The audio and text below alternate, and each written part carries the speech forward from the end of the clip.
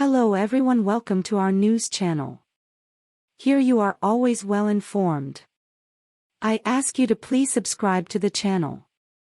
Leave your like and thank you very much. Turkish President Recep Tayyip Erdogan has secured a victory in a historic runoff election, the toughest challenge of his political career. The win cements his third term in power and signifies the endurance of his one-man executive rule, despite mounting grievances against him in Turkey, including his unorthodox economic policies, poor response to a devastating earthquake and diminishing democratic freedoms. Ahmet Yener, the head of Turkey's Supreme Election Council, announced that with 99.4% votes counted, 52.14% had gone for Erdogan and 47.86% for his opponent Kemal Kılıçdaroğlu. The first round of voting 2 weeks ago failed to produce a clear winner for the first time in the history of the Turkish Republic. But Erdogan came ahead of his main opponent, Kılıçdaroğlu, by 4.5 percentage points, giving him an advantage ahead of Sunday's vote. The two men offered starkly different visions for Turkey and its future. Erdogan, 69, led a divisive campaign in which he presented himself as the leader who would make Turkey a global power, pushing his trademark religious nationalist rhetoric and accusing his opponent of being linked with terrorists and a pawn of Western nations. Erdogan's supporters see him as a modernizer, who has elevated Turkey's presence on the global stage and advanced the country's infrastructure and military capability, while empowering religious Turks who were repressed when secular leaders were in power decades ago. His critics see him as an autocrat who has allowed government corruption to flourish, leading to shoddy, unregulated construction that made a devastating earthquake in February even deadlier when hundreds of thousands of buildings collapsed, killing more than 50,000 people. Kılıçdaroğlu, 74, was backed by a coalition of parties ranging from secularists, Islamists, and nationalists, and put up the strongest opposition Erdogan and his ruling party have seen in years. He promised to restore Turkey's governing system back to the original parliamentary democracy, instead of the executive presidency it became after a constitutional referendum in 2017. Kılıçdaroğlu also promised to end corruption, fix the economy, and bring back independence to the judiciary.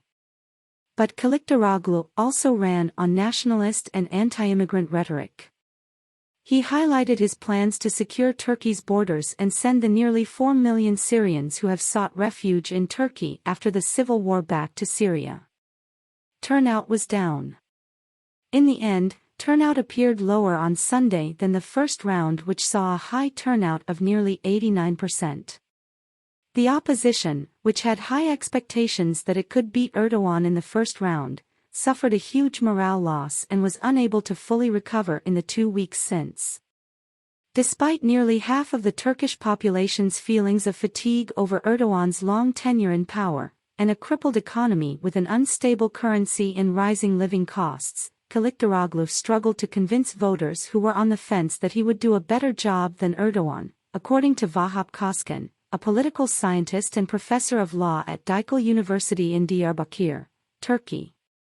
Kılıçdaroğlu's party has some unresolved historic baggage with many voters, and he struggled with presenting himself as an alternative to Erdogan, who's seen as a much more charismatic leader, Koskan said.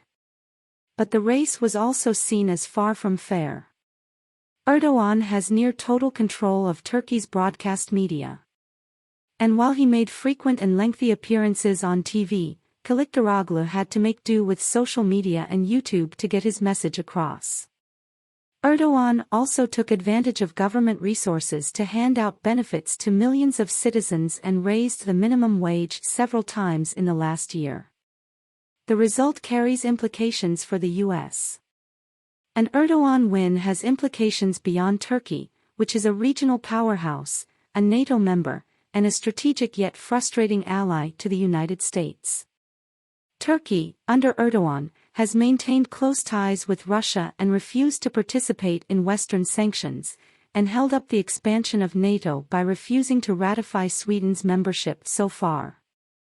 He's also expanded the Turkish military's reach into northern Syria and brokered a deal with the United Nations, between Ukraine and Russia, to allow Ukrainian grain exports through Russian blockade. Experts told NPR they expect to see more of the same behavior from Erdogan over the next 5 years of his term.